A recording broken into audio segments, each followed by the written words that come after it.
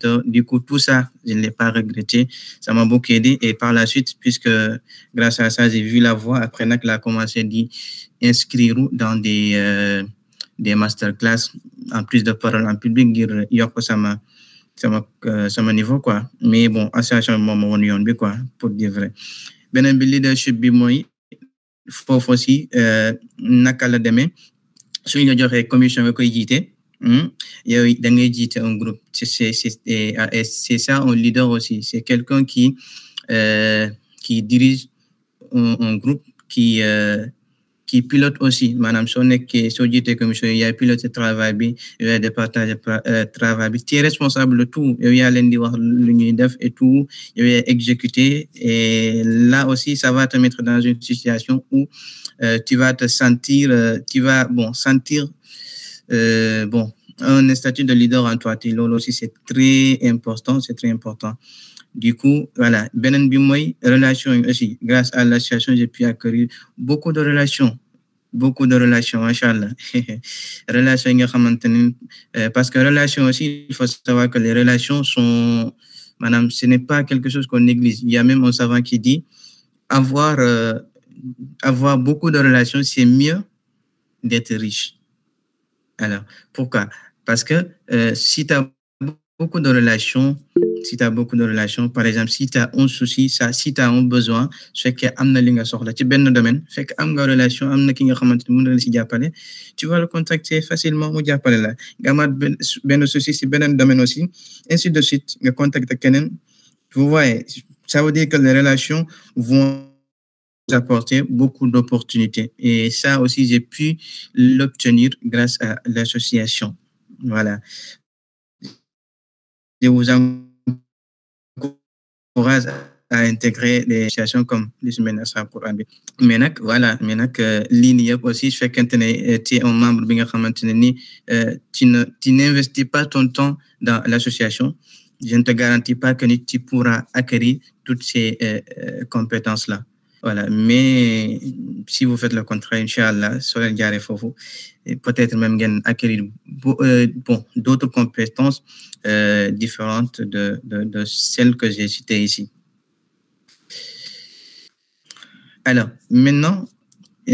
par rapport à ma présentation, j'ai fini. Maintenant, on va attaquer le sujet. Madame l'Union Indefi, comment être organisé? Voilà, comment s'organiser? D'abord, voilà, pourquoi on va parler d'abord, avant de voir méthode yi nga xamantene ni yoy lañu utiliser pour s'organiser ak outils yi nga xamantene aussi ñoñuy permettre ñu mëna organiser efficacement. On va d'abord parler de l'utilité de l'organisation. Maintenant, pourquoi l'organisation est-elle essentielle? Maintenant, avant d'entrer dans le vif du sujet, j'ai une petite question à vous poser et j'ai besoin de vos réponses sur le chat. Est-ce que vous êtes une fois, madame, est-ce que Mousngen retrouve dans un moment, bien vous êtes débordé, vous ne savez pas par où commencer et comment, voilà, vous êtes débordé de la base stressé et tout. Est-ce que Mousngen Dundu genre ou situation, oui, non? J'ai besoin des réponses avant d'avancer. Oui, non, levez la main. Oui, oui. 2 oui. On est 20. Oui, oui. Toujours même. Ok.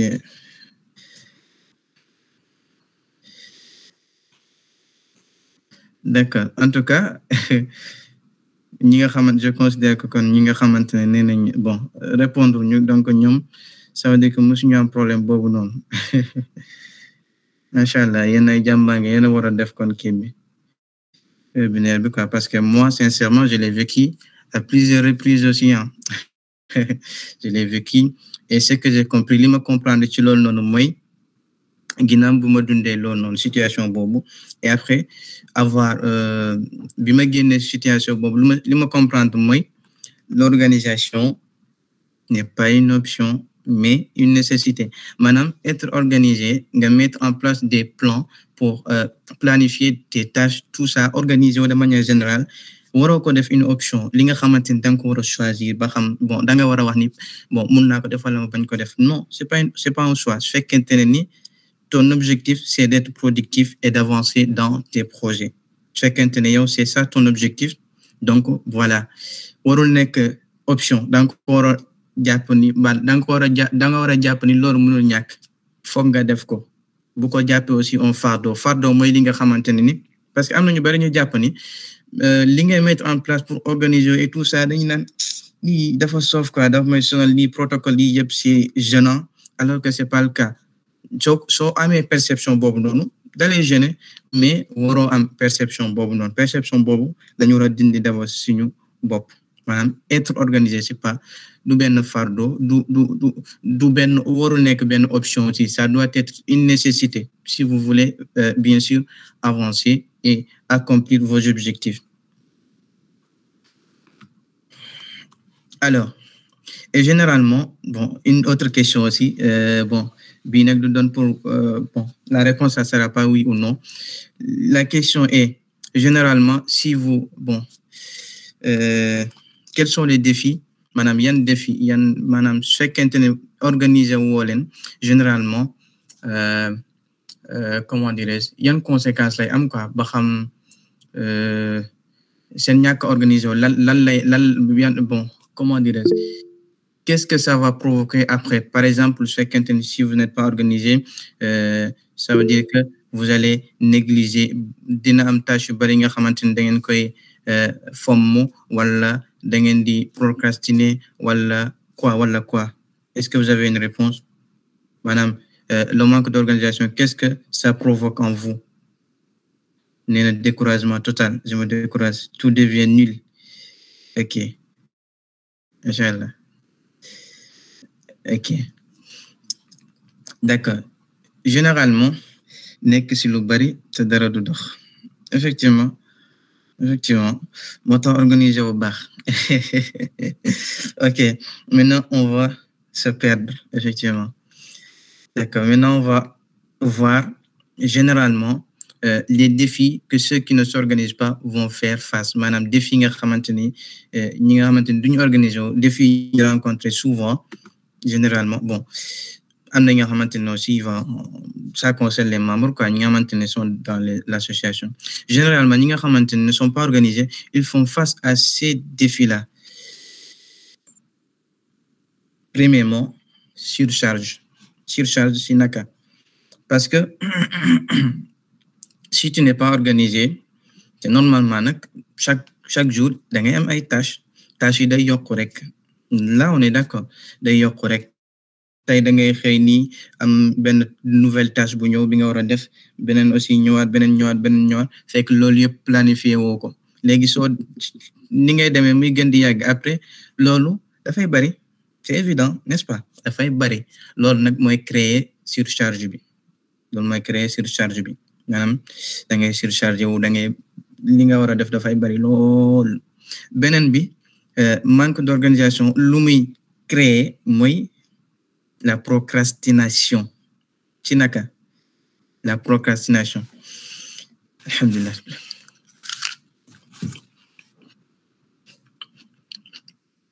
nan lay créer procrastination parce que soo amee tâche yu bari yi nga war a def là c'est évident soo amee tâche yu bari yi nga war a def soo ñëwee nii par exemple nga ñëw jël décision nga ne xaaral ma commencer nekk ci liggéey bi mais soo demee bay commencer sa xel la bon nga fàttaliku que ni li nga war a def dafa bari parce que li nga dajalewoon dafa bari moo indi surcharge bi tout est lié hein li nga dajalewoon dafa bari nga surchargé wu après procrastination moo ci topp parce que ça soo demee bay commencer nekk ci liggéey bi bugg a commencer di nga rappelé wu que ni non dafa bari li ma war a def dafa bari loolu mooy provoquer kii ni procrastination en général loolu moo koy provoquer li nga war a def dafa bari te loolu yow yaa ko waral parce que organiser wu woon après nga fexe ba nga surchargé wu léegi surcharge boobu noonu moom mooy war a procrastination mooy pour parce que c'est en français peut-être am na ñu am te comprendre ñu mooy lan procrastination mooy li nga war a mën a def léegi nii nga koy reporter rek par exemple nga war a def dara nii mën nga ko def tey amul lu la empêcher mais ma ne nga ne non j'ai la flemme dama tayal instant bi parce que instant bi li ma war a def dafa bari du coup dama koy reporter dinaa ko def suba wala dinaa ko def ginnaaw suba vous comprenez dinaa ko def suba wala dinaa ko def ginnaaw suba di reporter rek loolu mooy procrastination te loolu noonu bon soo organiser wu loolu noonu tu vas l'éviter beneen bi lu muy créer mooy manque d'organisation lu muy créer da ngay négliger les études ci naka revenons en haut je vous ai dit tout est lié surcharge, procrastination, négligence des études, négligence de la situation, tout est lié soo surcharge wu après loolu noonu surcharge boobu noonu moom mooy provoquer la procrastination les procrastination bi aussi moom mooy provoquer ngay négliger les études ci naka par exemple les élèves chaque jour prof bu ñëw dina indi cours par exemple benn jour nii 8h 10h am na prof bu ñëw jox leen benn cours n'est-ce pas prof boobu day génn beneen prof ñëwaat jox leen beneen cours beneen prof dugaat ba 19h après vous avez beaucoup là am ngeen leçon yu bari ngeen réviser mais ngeen denc ko ngeen ne non après procrastiner après dina ko kii planifier woo leen kañ ngeen di réviser lu nekk ngeen bàyyi ko noonu planifier woo leen après au fur et à mesure ngeen di procrastiner après ngeen dem ba ngeen jege si ba devoir yi jege si voilà man aussi dama ko doon def sax dem ba devoir yi jege si ngeen nag da ngay boole loolu noonu yëpp pour kii ko réviser ko balaa kii bi devoir bi di ñëw conséquence bi mooy lan après tu ne vas pas avoir une bonne note il y a un de nos profs qui nous disait booba lan ngay wax sax nee na élèves yi su fekkente ne jànguñu moom voilà suñu amee benn note bu baaxul dañu naan prof bi lii de la ma may prof bi 2 la ma may mais su fekkente ne dafa am 17 day ñëw naan avec fierté 17 la am c'est le cas non voilà du coup loolu lay waral maanaam soo procrastiner di dajale leçon yi aussi loolu mooy tax après ngay négliger études yi par exemple parfois sax mun nga jóg pour réviser mais doo xam fooy commencer parce que da nga dajale lu bari loolu mooy indi procrastination ba ngay négliger say études après nag voilà pour ñi nga xamante ne ñoo ngi ci association bi après loolu la ñuy utiliser comme prétexte ngir ñu négliger liggéey ñu leen di jox ci association bi par exemple élève bi procrastiné na dajale leçon yu bari léegi su ñëwee ci commission bi amee commission bi jox ko benn liggéey mu ne ko yow yaa war a def lii dafay joxe prétexte ni instant bi dafa am leçon yu bari yi ma war a réviser di ko mun ma kaa def vous voyez te loolu noonu moom moo ko teg boppam parce que organiser wu woon amul lu mu planifié woon si su fekkente ne ni planifié woon na lii yëpp surcharge bi du ñëw procrastination bi du ñëw du négliger études yi su négliger wul études yi aussi loolu du ko utiliser comme prétexte ngir mu négliger association bi boobaa il va tout faire il sera productif maanaam day exceller ci études yi en même temps di def aussi lu mu war a def ci association bi mais su fekkente ne organisation bi ñëw lii yëpp du mën a nekk quoi pour être bref lii yëpp du mën a nekk donc tout est lié donc l'organisation ce n'est plus une option mais une nécessité. Alors maintenant après avoir vu comment dirais-je voilà défi nga xamante ñi nga xamante duñu organiser wu yi ñuy rencontrer on va maintenant voir avantages yi voilà organisation yan avantage la am voilà on va passer sur le diapo suivant. Ok léegi contrairement à ce qu'on a vu tout à l'heure léegi si tu es organisé maanaam su fekkee da nga organisé wu de un da nga am un équilibre entre tout ce que tu fais maanaam bonsoir maanaam da ngay am un équilibre dans tout ce que tu fais ce travail personnel études yi ngay def projet personnel ak liggéey bi ngay def ci association bi lépp da nga koy def mu am équilibre maanaam lépp di nga exceller côté yëpp productif ci côté yëpp di nga am sérénité aussi sérénité bi mooy ça va réduire le stress bi lan moo koy indi c'est ça maanaam su fekkente ne ni t'es surchargé am nga lu bari li nga war a def liggéey yu bari léegi sa cerveau bi micro s'il vous plaît. Bon, les questions devront attendre. Oui, c'est mieux, sinon, voilà, ça peut me faire tomber.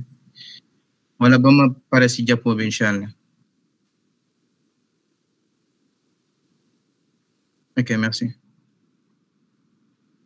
Alors, léegi ci voilà ci stress bi lan moo koy indi su fekkente ne da nga am beaucoup de tâches beaucoup de travail à faire nga dajale ko loolu noonu sa cerveau bi moom ban perception lay am moom perception bu muy am mooy que ni da nga am lu bari li nga war a te en général on sait que cerveau bugul échec maanaam war ngeen ko constater ça soo leen dundee échec seen cerveau bi dafay angoissé wu am stress ça veut dire que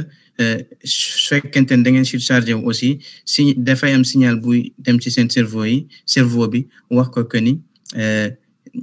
da ngeen am travail bari te lii nii mënoo leen ko def ci dans un laps de temps du coup c'est comme si que il est prévenu que dina am échec bu waaj a ñëw parce que dina am tâche yu bari ngeen war a def mais doo leen ko def loolu nag moom mooy indi stress bi voilà yéen ngeen stressé wu mais su fekkente ne vous êtes organisé dafay réduire le stress voilà avec des processus organisés vous voyez da ngeen di productif aussi productivité bi mooy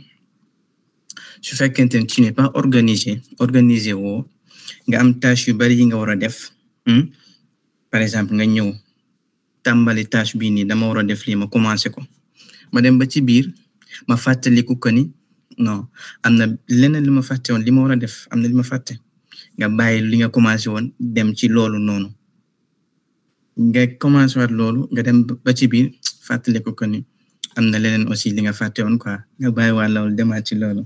avec ça comment vous allez être productif jamais doo mës a productif maanaam doo mës a am résultat bi nga doon xaar ci tâche bu nekk mais par contre su fekkente ne da nga organiser wu parce que organisation mooy le principe s'organiser c'est de planifier maanaam li nga war a def nga planifier ko à l'avance léegi su fekkente ne da nga ko planifier yow xam nga ne lii nii moment bi nga ko war a def léene moment bi nga ko war a def leneen li aussi moment bi nga ko war a def tout est organisé lu nekk am na période comprendre ngeen du coup soo commencé benn tâche da nga koy yeggali bala nga doo stressé wu sax doo ni bon la fàtte naa lii non parce que c'était programmé fàtte woo ko soo paree ci loolu noonu xam nga ne automatiquement ci loolu nga war a dem du coup tu seras productif quoi en quelque sorte te su fekkente ne tout est organisé aussi doo am stress lu ko waral parce que sànq waxoon naa su fekkee da nga am surcharge loolu mooy tax sa cerveau bi stressé wu parce que dafay jàpp ni am na échec buy waaj a ñëw mais su fekkente ne ni da nga organiser wu sa cerveau bi moom du imaginer tâche yi nga war a def yëpp moom à court terme lu gën a jege loolu rek lay kii par exemple t'as déjà planifié semaine bii nii am na li nga war a def te loolu noonu c'est faisable ci semaine bi no boobaa sa cerveau bi moom li nga war a def ci semaine boobu noonu rek lay bàyyi xel li ci topp semaine prochaine beneen prochaine loolu yëpp lijjanti ko instant bi moom lii lay lijjanti te lii nii c'est faisable donc amul signal échec bu ñëw ci moom du coup doo am stress vous voyez je sais pas si vous comprenez bien ce que j'essaie d'expliquer là bon pour ñu amoon question voilà mën ngeen kii nii voilà c'est pas grave je continue ok d'accord léegi donc je vais damay jéem a avancer donc par rapport à kii bi aussi sànq am na lu ma fàtte woon benn anecdote par rapport ak manque d'organisation bi je me souviens voilà mes anciens camarades et ils sont témoins aussi bi ma nekkoon en classe de seconde au deuxième semestre j'ai négligé les études voilà parce que association bi am na ay kii yu mu doon organiser surtout séminaire comment dire émission yi et tout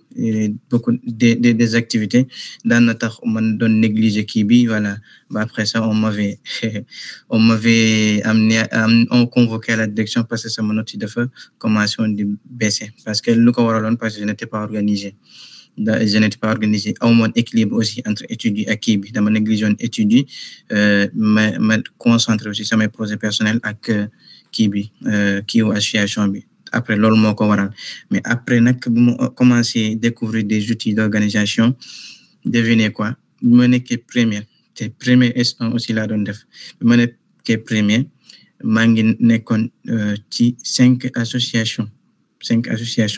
en parallèle avec mes études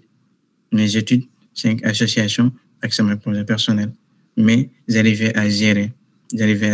association parmi 5 associations yooyu noonu et je bari aussi membre responsable la de semaine fondation CV la maa ko jiite woon assemblée j'étais secrétaire kii bi aussi AMD foofu aussi moment boobu noonu lañ mën a mën foofu amir commission pédagogique section kii bi banlieue bi et tout ça maa ngi woon ci premier échelon bi mais malgré tout ça grâce à l'organisation nag voilà j'arrivé à lier ça du coup méthode yi ma leen di partager nii après sur les diapos suivants ça va vous aider yéen aussi ngeen mun a allier beaucoup de choses en même temps mais ngeen productif aussi ci lépp li ngeen di def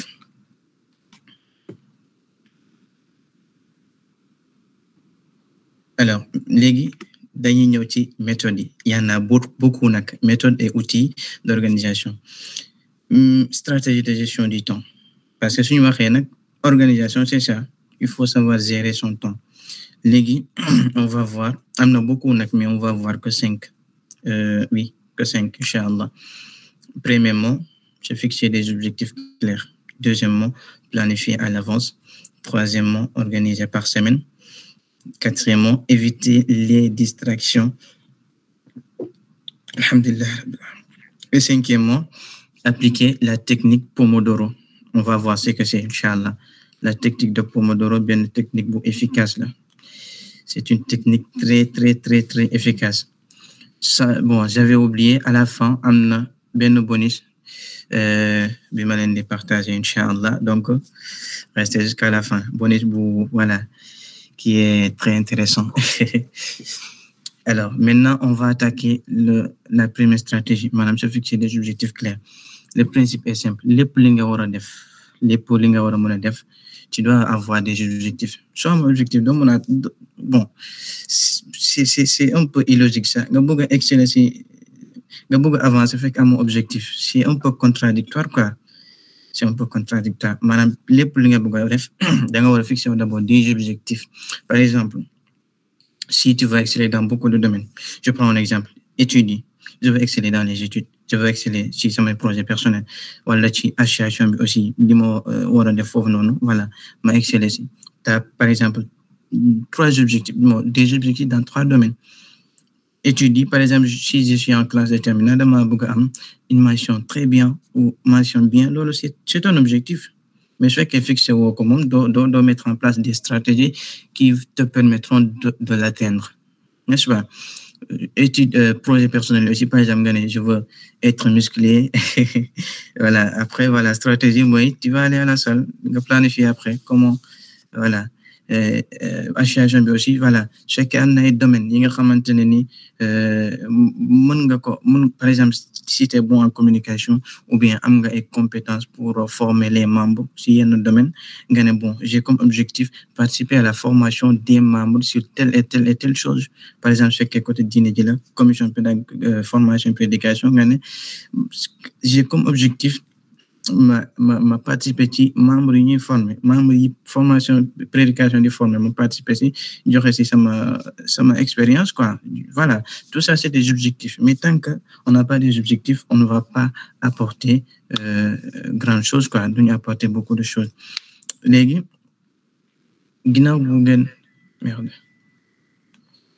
ginnaaw bi ngeen fixé wu des objectifs clairs objectif aussi des clairs voilà mu nekk aussi le faisable aussi voilà le faisable bon on peut avoir une grande vision mais bon mën nañu ràññale aussi le faisable ak le faisable loolu am nañuy fixer objectif nga xamante ne ni xam nañu c'est pas faisable après ñuy toog di stressé donc comme on le dit il faut fixer des objectifs smart léegi loolu noonu bonus bi ma leen di dencal loolu yëpp après vous allez le découvrir là-bas inchallah comment se fixer des objectifs réalistes mi nga xamante ne nii yan bon am na ay critères li nga xamante ne da nga ko war a bàyyi xel ci suñuy fixer ay objectifs ngir ñu mën leen atteindre facilement loolu noonu dinaa leen ko partager ci bonus boobu noonu inchallah voilà fixer des objectifs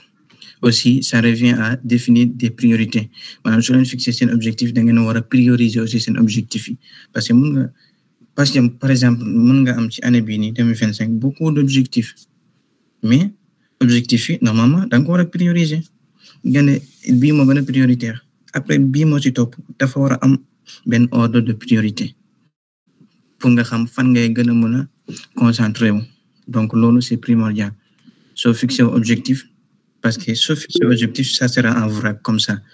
du coup pour nga mën ko planifier après il faut que nga définir benn ordre de priorité après ci loolu nag ngay sukkandiku ngir mën a planifier après ce que tu dois faire étape par étape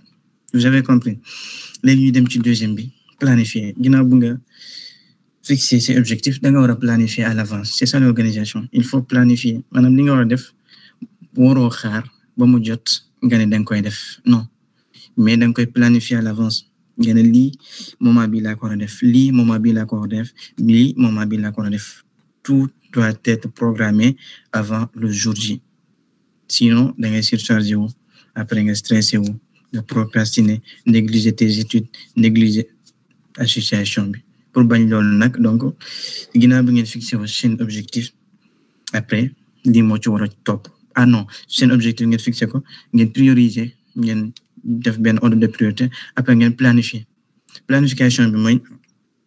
par exemple planification bi aussi mën na nekk par mois par exemple ngeen ne mois bii nii bëgg naa gën a exceller ci domaine bii nii par exemple ma jël études yi ma ne mois bii nii bëgg naa concentrer wu ci gën a exceller ci études yi parce que am naa comme objectif avoir benn mention très bien te instant bii nii am na leçon yu bari yu ma maîtriser wul te moment bii nii aussi am na évaluation yu bari yu ñu am du coup c'est compréhensible ngir nga mën a prioriser boobu noonu donc nga planifier ko nga ne mois bi mois de juin mois de mars lii laa su bu domaine bi laa war a gën a exceller su fekkee am na ay tâches spécifiques aussi yi nga war a def par exemple si tu as beaucoup de matière écran bi ñëwatul merde wala mi ngi ñëw écran bi nañ koy gis. Si ça va ça va. C'est bon, on voit l'écran. D'accord pour man daa dem sax ok la nekkoon voilà su fekkente ne par exemple dafa am ay stages yi ngeen war a def des stages spécifiques concernant seen priorité boobu pour mois boobu noonu da ngeen ko war a planifier aussi doo ñëw ni rek nga ne mois bi lii laa war a def non dafa war a leer sinon da ngay procrastiner tant que planifier woo da ngay procrastiner pour nga procrastiner dafay facile su fekkee planification bi aussi ne soyez bu leen tromper seen bopp ngeen ni voilà moi je me fie à ma mémoire lépp lay noter fii voilà bu leen def loolu mooy waral procrastination da ngeen ko war a bind ngeen yor benn carnet soit physique wala ngeen yor benn agenda ci seen téléphone lépp ngeen noter ko foofu noonu li ngeen war a def ci mois bi nii jours yi nii semaines yi nii lépp ngeen def ko foofu noonu def aussi benn rappel su jegesee mu rappeler leen vous voyez loolu soo leen ko defee doo leen mën a surcharger wu te vous allez être productif donc il faut planifier à l'avance mettre en évidence aussi les périodes importantes par exemple examen yi et tout moment yi ngeen war a réviser pour waajal seen examen yi ngeen planifier à l'avance ngeen def ko ci kii bi agenda bi ngeen xam ni mois bi su jegesee rek voilà xam ngeen ni li ngeen war a def comprenez daanaka bu ci topp loolu wax naa ko léegi ngeen organiser par semaine voilà bu leen yam ci mois kese léegi soo organiser par semaine daf lay permettre nga gën a jege say objectifs ngay gën a jege say objectifs parce que semaine bi su jàllee su fekkente ne t'as pas excellé accomplir lu bari après mën nga ko rattraper ci deuxième semaine mais su fekkente ne da nga ni mu yow mensuel rek objectif mensuel rek nga am tâche mensuelle rek da ngay xaar ba mois bi jeex nga doog a def bilan xool ba xam def nga dara wala defoo dara su fekkee defoo dara tu vas perdre un mois nga bëgg ko rattraper ci deuxième mois bi loolu dafay yéexal processus bi du coup le mieux c'est de planifier aussi d'avoir une planification hebdomadaire. Ça va beaucoup aider. Li ci topp nag bokk na ci gën a am solo loolal la mooy il faut éviter les distractions su fekkente ne ni yéen a ngi concentré ci ay tâches vous devez éviter les distractions parce que même su fekkente ne tu es organisé am nga objectif yu clair nga am une bonne organisation mieux que voilà ñi gën a organisé ci monde bi mais ça soo commencé concentré ci dara sa téléphone mi ngi sa côté notification yi mais defoo ko en silencieux 1 2 3 voilà Bamba envoyé na message vocal yu bari ci groupe bi wala voilà kii nii envoyé na benn message doo concentré tout le temps da ngay ñëw xool même su fekkente ne duggoo ci WhatsApp nga xool le fait que notification bi ñëw rek nga dégg ko ça va te déconcentrer te après conséquence bi mooy doo productif conséquence bi mooy doo productif quoi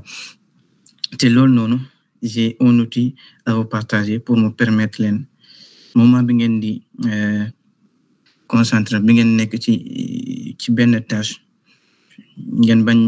mu leen di par exemple ci journée bi aussi ngeen am comme intention que ni moment yi nii bëggoo leen dugg ci réseaux sociaux yi mais su fekkee da nga ne bëgguma rek parfois voilà mun nga sàcc duggaale mais am na outil bi nga xamante daf leen di permettre moment boobu noonu soo bëggee dugg sax noonu daf koy bloquer yooyu yaa koy déterminer du coup je vais essayer de partager sama écran fii nii ci téléphone bi ma xool si c'est possible.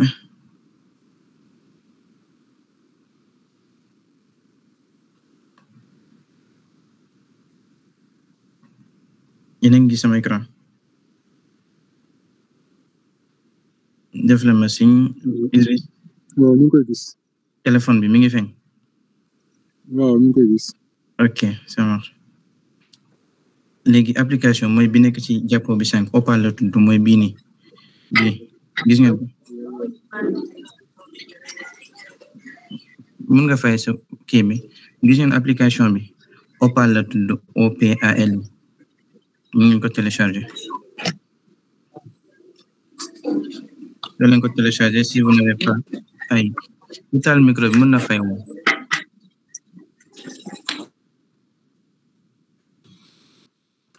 soo leen installé application mi ngi nii OPAL la après voilà soo leen duggee c'est facile su fekkee amago compte da nga koy créer si tu as déjà un compte da ngay dugg voilà connecté wu je m'étais connecté avec mon adresse mail dama ko supprimer woon pour won leen mais voilà par exemple fini dañ leen laaj quel est ton temps d'écran moyen journalier actuellement nii sa temps d'écran ñaata la su fekkee iPhone bon soo ñëwee fii di nga ko gis man moom c'est énorme parfois parce que je travaille toujours avec mon téléphone vous voyez là 6 heures voilà du coup tu peux estimer par exemple je vais dire 4 à 5 heures continue qui a mon importance là vous pouvez faire ce que vous voulez voilà on y va vous êtes quoi lii application bi dafay bëgg a xam rek voilà yéen la kan pas très important li gën a important mooy nekk ci biir application bi quoi léegi en attendant que ça charge application bi nag voilà iPhone la xam ne mi ngi fa mais peut-être aussi am na alternative ci Android mun ngeen xool mais xawma parce que iPhone bi lay utiliser alors léegi le principe c'est ça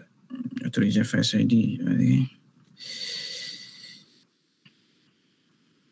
voilà léegi application bi su ñëwee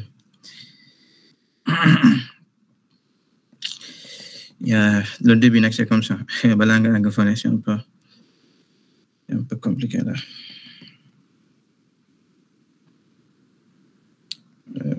dinañ la def loo kii yu bari merde pourquoi ça me ramène ici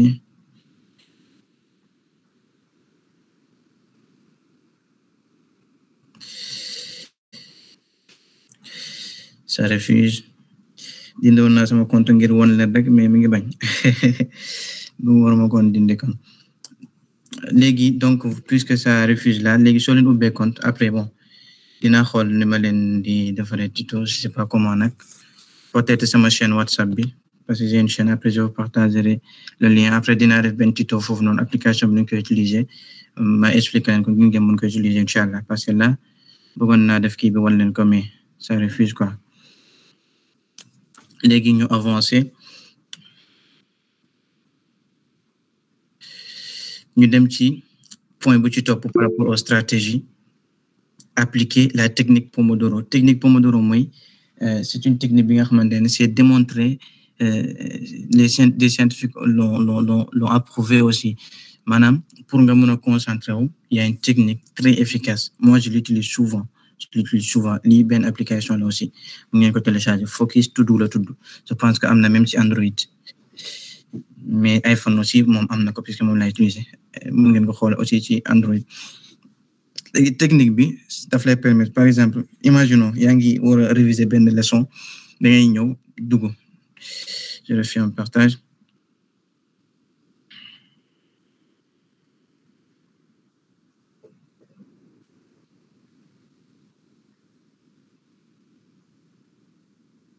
j'espère que yéen a ngi gis léegi application bi mi ngi nii le principe mooy da ngay concentrer wu 25 minutes sans distraction soo ko defee da ngay mettre en silence ton téléphone nga concentré wu 25 minutes yi su paree nga jël pause 5 minutes nga commencé waat 25 minutes après nga jëlaat pause 5 minutes su la neexee 15 minutes nga parewaat defaat concentration maximale 20 minutes loolu noonu on a constaté que ni si nga gën a mën a concentré wu que ni soo jëlee affaire bi d'affilée comme ça 2 heures de temps sans nga jël pause loolu c'est prouvé par des scientifiques du coup vous pouvez l'utiliser man utiliser naa ko aussi te constaté naa que ni c'est très productif le principe c'est ça da ngeen di ñëw voilà par exemple voilà ngeen def fi seen tâche yi fii benn site laa doon defar moo tax ma def ko fii par exemple je supprime cette tâche là fii ngeen di ñëwee ngeen ajouter une tâche choisir une tâche par exemple je dois réviser révision maths moom jar naa réviser révision maths voilà nga ñëw commencé nag gis nga 25 minutes de concentration nga ko def nii aussi plein écran mu commencé nga concentré wu 25 minutes les 25 minutes yu jeexee dafay am réveil dafay am benn alarme quoi bu lay won ni jeex na après mu ne la nga dem pause 5 minutes loolu aussi foofu la automatiquement comprendre ngeen lii nii c'est très intéressant quoi essayez leen ko ça va maximiser votre concentration c'est ça le principe en quelque sorte je fais quand même des questions aussi par rapport à ça après voilà on pourra échanger inchallah léegi sans plus tarder parce que Adama war na ñëw maa ngi lekk temps bi yëpp ñu ñëw ci voilà comment prioriser mes engagements pour servir au mieux la umma maanaam lii nii ça va concerner bon point bi nga xamante ne ni moo concerner comment allier étudier ak kii bi bon allier étudier ak kii bi moom il faut s'organiser pour mën ko def ngir nga am équilibre mais aussi dafa am ñu bari dañoo am benn perception qui est erronée am nañu bari dañoo jàpp ni association bi dafa leen di retarder maanaam liggéey yi ñu leen di jox ci kii bi ñu ci concentré wu daf leen di retarder non loolu du leen retarder il suffit d'être organisé soo organisé rek comme ni ma leen ko waxee sànq vous pouvez exceller dans les deux domaines sans problème et loolu noonu aussi maanaam liggéey association bi aussi warul tax ngeen négliger les études parce que les études sont très importantes imaginons ñu am un bon niveau ci côté étude bi aussi ñu exceller ci après on va servir kii bi comment dirais-je dinañ servir umma bi maanaam diine ji dinañ mën a créer beaucoup de choses imagine nga nekk un développeur web nga am des compétences sur le développement web tu pourras faciliter beaucoup de choses pour les musulmans n'est-ce pas mais su fekkente ne da ngay négliger études yi nekk ci liggéey association bi rek voilà c'est pas ce qu'on veut. Ce qu'on veut, c'est d'exceller dans les deux domaines. Et loolu noonu c'est possible su fekkente ne on est organisé. C'est ça, en tout cas, je pense que loolu la membre responsable aussi nam moo ci membre yëpp ñu exceller ci études yi en même temps di exceller aussi ci association parce que loolu moom mooy indi résultat bu gën a mag sax suñu exceller ci kii bi comment dirais-je ci association bi kese parce que on va rater beaucoup d'opportunités mais suñu allier les deux on va beaucoup mieux servir la umma je pense que loolu c'est évident beneen bi mooy il faut bon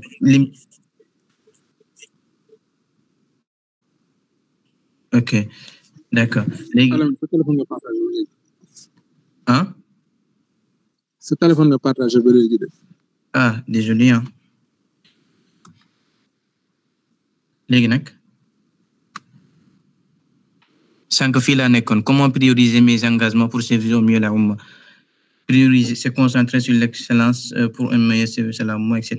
li laa doon wax maanaam suñu allier les deux si la ñuy gën a mën a servir umma bi parce que booba on sera au même pied d'égalité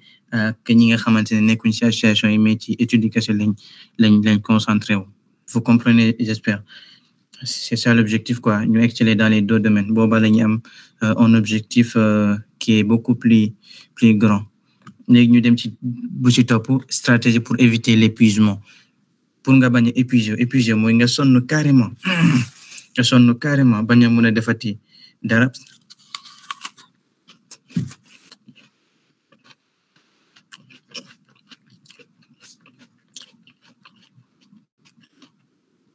se fixer ou des objectifs aussi da war a bàyyi xel loolu noonu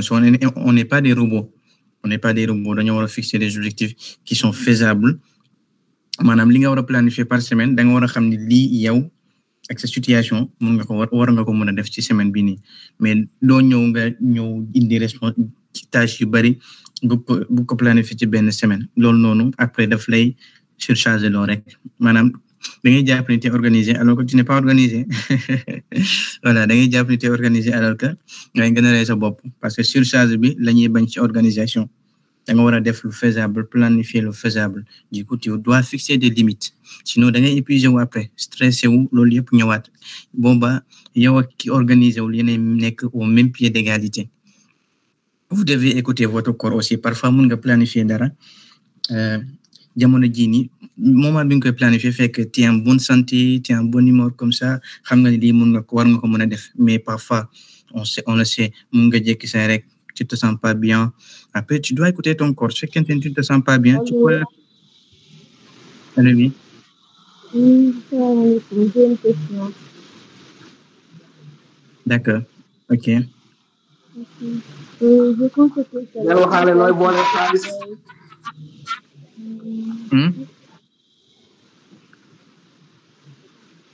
c'est quoi la question Fatima?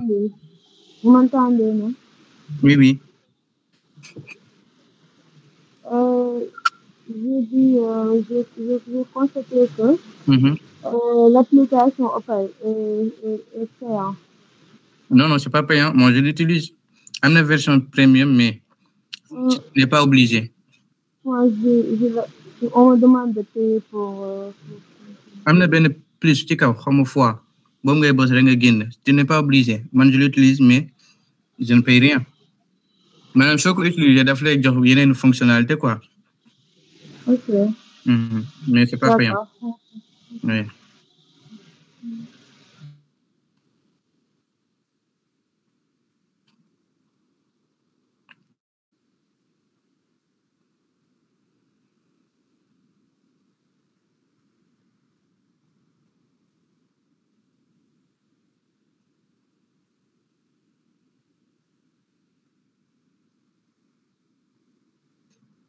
Désolé dama quitté par erreur. Allô? Yéen a ngi may dégg? Oui, ñu lay dégg. Voilà. Léegi maa ngi koy bind. C'est Opal mi ngi noonu ci chat bi. Léegi voilà su fekkente ne vous ne vous sentez pas bien ci moment boobu noonu vous avez le droit de reporter. Vous avez le droit mais loolu su fekkente ne dem ngeen ba gis ni voilà seen kii mënatoo leen def ko ce n'est plus faisable ci moment bi ni mu ngeen ko reporter on a le droit de reporter on n'est pas obligé de à tout moment d'accomplir ce qu'on avait planifié parfois il peut y avoir des exceptions c'est évident parce que voilà l'humour peut sa état de santé mën na changer aussi voilà tout ça c'est à prendre en compte du coup dañoo war a déglu suñu corps bi ngir ñu xam voilà quoi faire et quoi ne pas faire. Alors je pense que c'est le dernier diapo avant le bonus.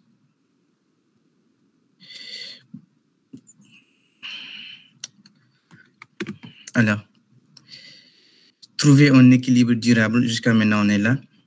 Comment gérer les responsabilités? Voilà, dafa am benn réalité aussi bi nga xamante ne war nañ ci taxaw. Dafa am ñu bon sànq ñoo ngi doon wax ci surcharge yi lan moo ko indi foofu sànq bi lu ñu doon wax yëpp li ma doon wax mooy su fekkente ne da ngeen bëgg a lier seen étude yi seen travail seen projet personnel ak li ngeen war a def association bi léegi nag am na yeneen yu war a mën a ñëw à part yooyu noonu par exemple benn ñëw solliciter leen par exemple ngeen am compétence ci benn domaine ñu bari ñëw di leen solliciter xam nga loolu su fekkee planifier ngeen dara ci seen projet personnel seen étude yi ci association bi aussi am ñeneen ñu ñëw sûrement soo leen accepter lépp daf leen di surcharger loolu li ngeen doon bañ ba ngeen organiser wu loolu noonu dafay ñëw yàq ko mais ça ne veut pas dire que on va rejeter toutes les sollicitations mais vous devez filtrer li nga xamante ne ni mënul ñàkk par exemple li nga xamante c'est urgent yenn bon soo leen ko defee dina bon c'est un peu une priorité je veux dire parce que il peut y avoir mais su fekkente ne li nga xamante ne kenn mën na ko def vous n'êtes pas obligé à le faire vous n'êtes pas censé d'accepter les sollicitations des autres ngir mettre en péril li nga xamante ne moom ngeen planifié ngir seen projet personnel wala seen projet ci étude yi wala ci association bi puisque vous avez déjà fixé ces objectifs-là avant les di ñëw mais ça ne veut pas dire que am nañu bari dañuy ni bon ki nga xamante ne dafa mel noonu moom boppam rek la xam c'est pas ça mais c'est juste que da nga war a prioriser li nga xamante ne ni moom mooy tes projets bon su fekkente ne tu les as déjà planifiés su amee leneen lu ñëw tu vas voir su fekkee c'est acceptable ngir nga ajouter ko mais tu n'es pas obligé sinon tu risques de mettre en péril li nga organisé woon ngir satisfaire à d'autres personnes te loolu c'est pas l'objectif mais ça ne veut pas dire que si on doit rejeter tout mais on doit filtrer li problème bi ñu bari nag di am mooy le pouvoir bon le fait de dire non ñu bari duñ ko mën maanaam nga planifier li nga war a def ba pare t'as tout planifié sa agenda bind lépp jël sa temps toog méditer xool ban heure nga war a def fii ban heure nga war a def fii ban jour ban mois ban semaine loolu noonu yëpp sacrifice bi nga defoon noonu yëpp léegi am ko ñëw di la bon par exemple invité la sax kay gunge ma fii dama benn programme kay gunge ma genre yooyu noonu ces genres de sollicitation là fait que c'est ton ami aussi am na ñi nga xamante ni ils ont le complexe de dire non instant bi daa am lu ma war a def parce que dañuy naan su ma ko nee non mun na ma mere genre yi noonu sentiment yi loolu mooy rey ñu bari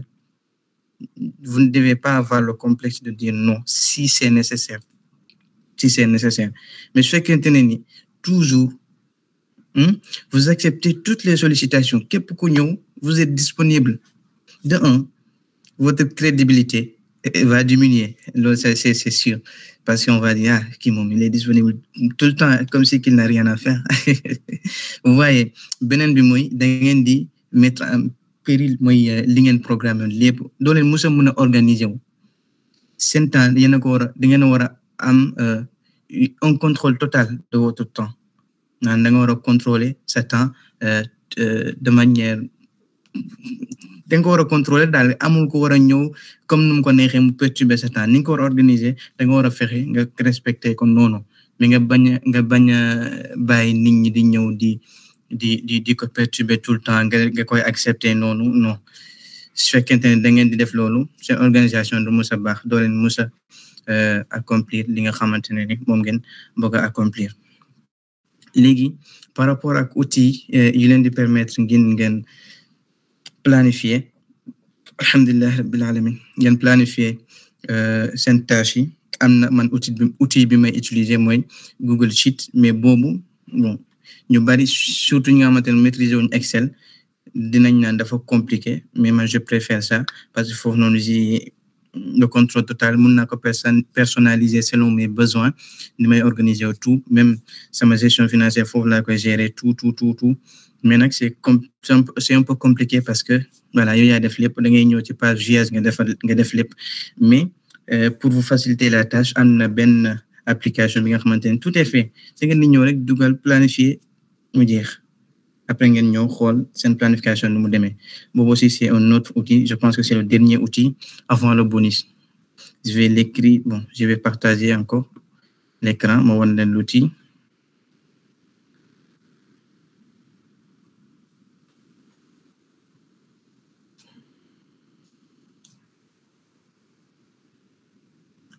sama écran bi feeñ na Idriss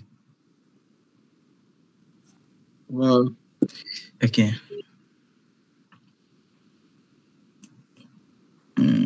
voilà outil bi bii la tic tac xawma tic tic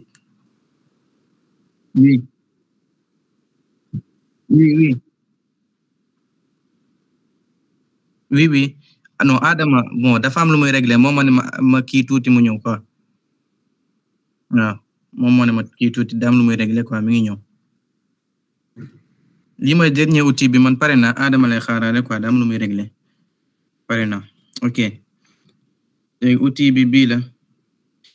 mooy bi ngeen gis ni le nom est là tic tic voilà ma bind ko ci kii bi wax nga dëgg demee see lundi jégal leen ma de man mi seetlu ma war a jàngi 8 heures voilà application mi ngi nii sànq maa ngi leen doon wax affaire prioriser et cetera am na benn matrice bu ñuy wax matrice d'ingénieur souvent je l'utilise daf leen di permettre ngeen classer seen affaire par ordre de priorité par exemple tâches yi nga xamante ne sont urgents et importants ngeen def ko fii tâches yi nga xamante ne sont ni urgents ne sont pas urgents mais importants ngeen def ko fii tâches yi nga xamante ne sont urgents mais non importants ngeen def ko fii tâches yi nga xamante ne ni sont pas urgent et pas important ngeen def ko fi aussi c'est important ngeen mën a prioriser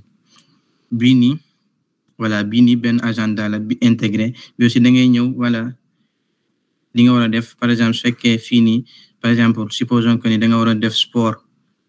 3 fois par semaine voilà chaque mercredi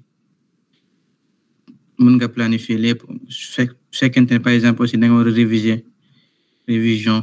benn série d'exercices mu nga ñëw fii ajouter série bi supposons que voilà je prends une image au hasard mi ngi nii automatiquement soo ñëwee oh merde je devais pas faire ça soo ñëwee da ngay gis série d'exercices bi nga planifié woon vous voyez c'est très pratique après vous pouvez parcourir l'application pour voir il y a beaucoup de fonctionnalités seen habitude aussi mën ngeen ko suivre fii nii vous voyez technique Pomodoro bi aussi c'est intégré maanaam soo leen installé bii nii bi ngeen installé woon sànq focus to do li fa nekk mën ngeen ko am fii aussi tout est intégré après vous pouvez l'essayer inchallah je pense que je vais terminer par le bonus voilà avant may jox Adama daa mel ni waaw pare na nee na pare na ok léegi ma jox leen bonus bi nga xamante ne moom la dencoon pour ceux qui ont suivi jusqu'à la fin.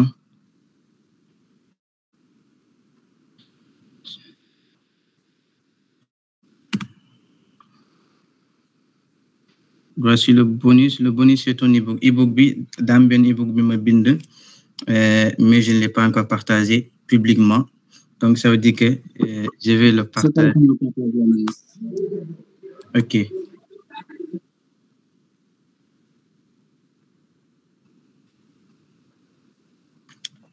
Mon bonus baa ngi nii c'est ton ebook benn ebook la maanaam livre électronique bi ma bind livre bi nag organisation lay wax organisation noo leen di organiser yow daanaka outils yu bari yi ma fi partage aussi mi ngi foofu noonu c'est beaucoup plus détaillé ni may gérer samay finances aussi tout est là-bas am na aussi ay ñu koy waxee ay tableau Excel yi nga xamantene def naa leen personnaliser naa leen ba pare lien baa ngi foofu noonu soo leen cliquer di ngeen jot foofu noonu un exemplaire bi nga xamantene ni mun ngeen ko copier. Il y a beaucoup de leçons partagées dedans. Et comment vous allez l'obtenir? C'est ce que je vais vous montrer sur le diapo suivant. Après, Adama ñëw inchallah présenter leen voilà li mu préparé. Comment l'obtenir? Am na benn lien bi ma collé ci chat bi noonu soo leen cliquer ci lien bi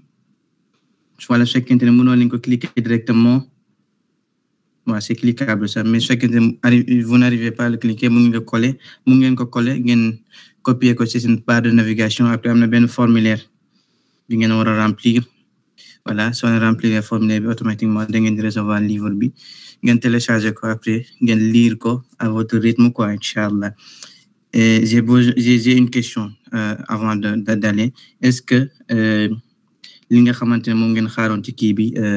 am ngeen ko ou non? Ci li ma fi présenté. J'ai besoin de quelques appréciations pour voir.